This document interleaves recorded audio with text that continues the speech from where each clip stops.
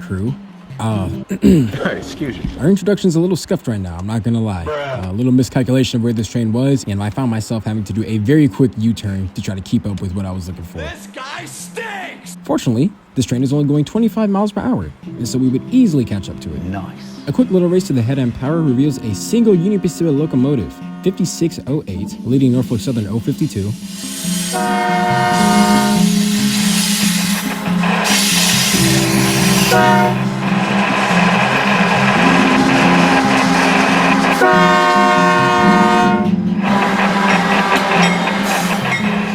And trailing right behind it is the real reason why I came out here.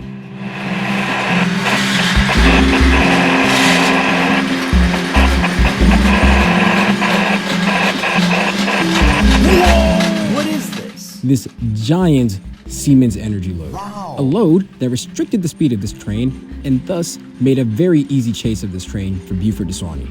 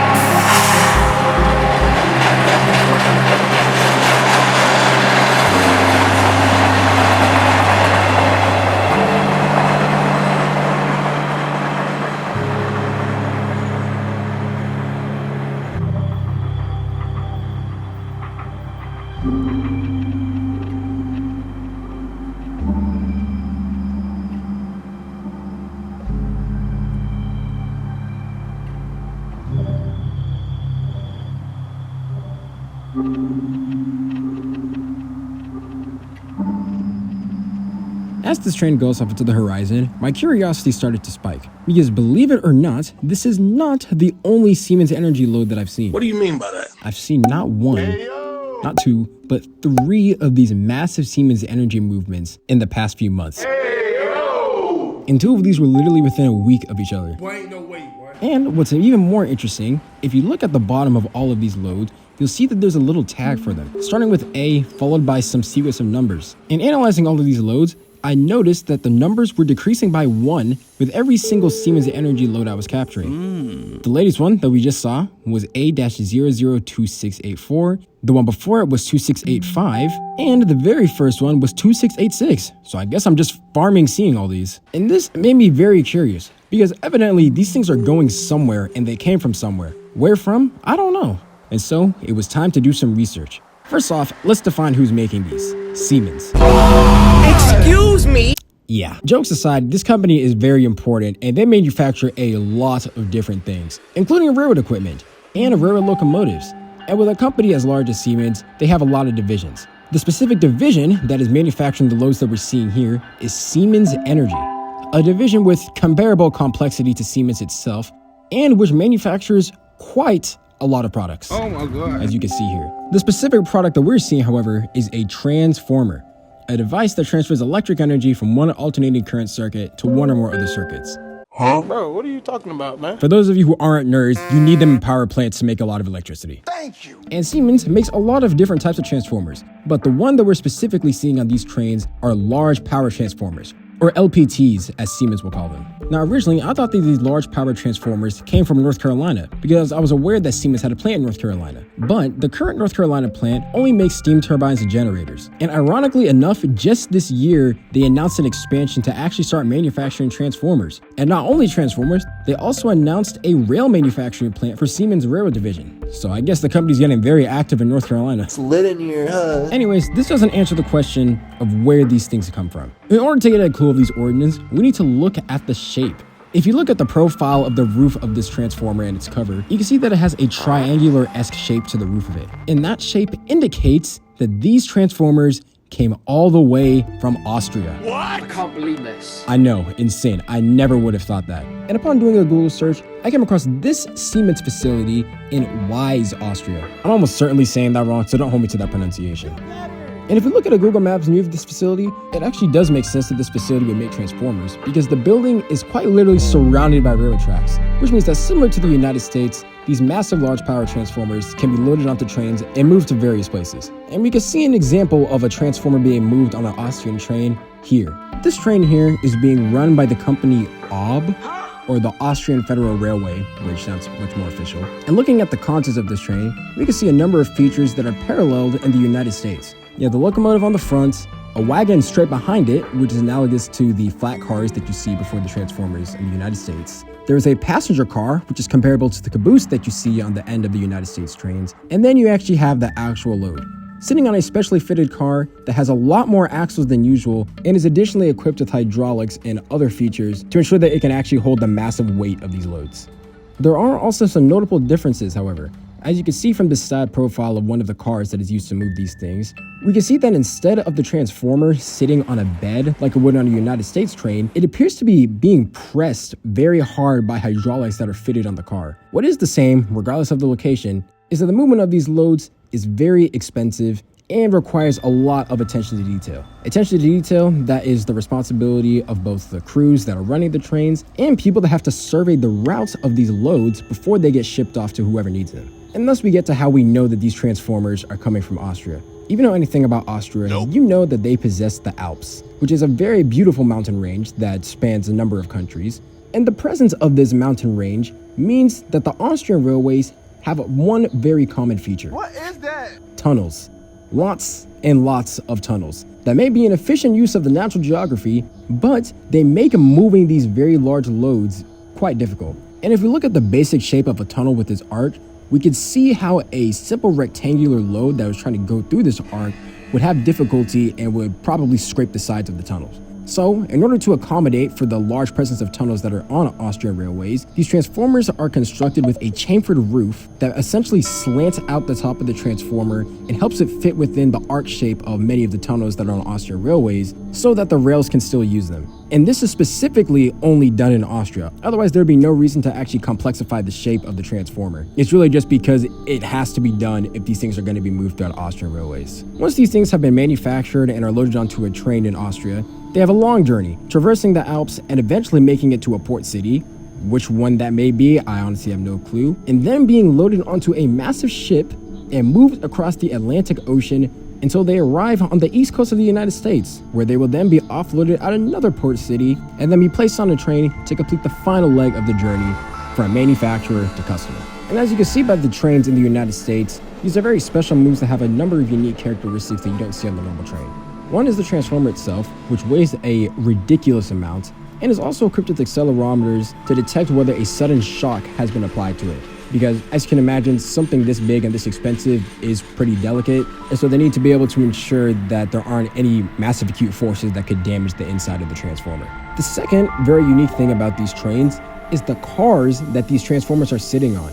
These transformers are sitting on depressed flat cars. Depressed because the shape of the flat car literally drops down and creates a little valley for incredibly heavy loads to sit on. And looking at these flat cars, we can see who is making these behemoths of rail cars. The most recent train that we just saw, NS052, used a massive rail car from the company Mammoet, the specific car being MAMX 1001, a massive 146-foot long depressed flat car with 18 axles and a loading capacity of 792,000 pounds. Incredible. Yeah, these are big boy moves. Looking at this transformer move, we can identify the company Casgro on this individual depressed flat car. And going to the company website, we can see that there are only 3 of these flat cars that have ever been made. It has 20 axles and it has a loading capacity of 953,000 pounds. Mind-boggling numbers. And finally, looking at this move, we can see KWUX. Now, this car actually belongs to Siemens, and in fact, if you do a Google search of the Siemens plant in North Carolina, the satellite imagery appears to show the same car sitting on an off-track next to the building. Despite this, however, this car was actually manufactured by Casgro, and looking online, you could see photos of this car just after manufacturing, before it was delivered to Siemens. Returning to the list of unique features, we can see that there are buffer cars, in this case flat cars, that sit both in front and behind of the load to distribute force, and there is a caboose on all of these. All of these cabooses bearing the marking Fract USA. Y'all can correct me on that in the comments. This company is a logistical company that essentially oversees the safe and appropriate movement of these loads. And what is very unique about these cabooses in particular is that they actually have people inside. It's popping. Have a safe trip now, you hear? Yes, these are some of the very few trains that you will ever see that actually have manned cabooses still being implemented. The people inside the caboose essentially being responsible for making sure that the ride goes smoothly and that the load moves from point A to point B without incident. And rightfully so that these trains have an extra set of eyes to watch all these loads, because every single one of these transformers, each rated at having a power rating of about 500 to 600 megavolt amperes or MVAs, each one of these costs $22 to $23 million. Oh, shiver my timbers. And a big part of the cost is literally just moving this thing from point A to point B, because you have to survey the rails and survey the environment to ensure that the rail infrastructure on a given route, such as tunnels and bridges, are strong enough and have the appropriate dimensions to support a load like this. And then you also have the shipment overseas, which is a whole other debacle that I can't even get into. As for where the final destination of all these things are, I frankly have no idea. I believe some of these have gone to Alabama because these trains have taken the East End and these cars have come back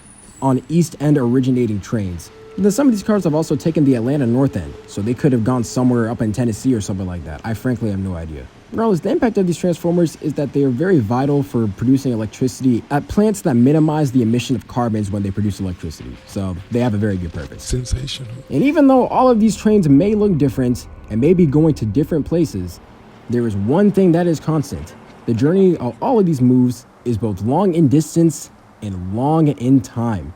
Because if you look on these cars, you can see that they have a max 25 mile per hour speed limit when these transformers are loaded onto them. A speed limit that can start to make backups. And speaking of backups, we will return our attention right back to the Norfolk Southern Greenville district. Because shortly after that 052 cleared, I was quite literally jump scared by the sound of singing rails and eventual headlights coming from Norfolk Southern 153. That was basically tailgating this train, and thus also had to go with slow speed as it came through Swanee, Georgia.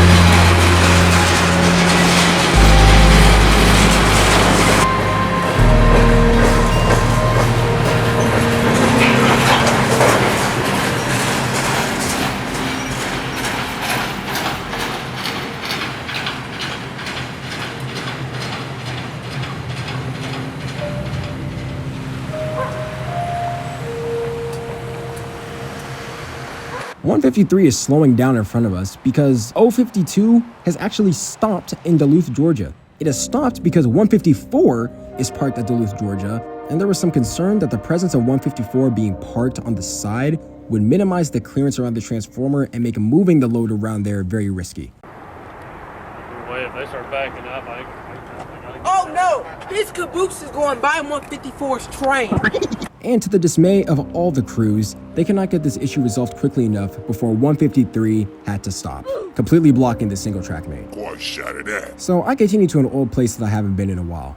The good old Hoskins Curve, rest in peace to the legend. Where we will find 153 has still not moved. So now both double tracks in Duluth are blocked, and we have 153 blocking the single track here. So it was a complete bottleneck up at this point, which meant I wasn't going to be seeing anything for the rest of the night.